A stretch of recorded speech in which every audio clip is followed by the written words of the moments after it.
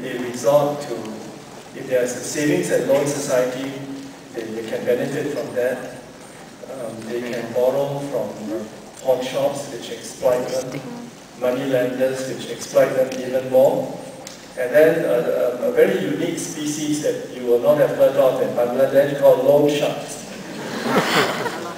And so I want to give you a movie to watch. Jack, a very popular Singapore filmmaker, Jack Neo, and made a movie called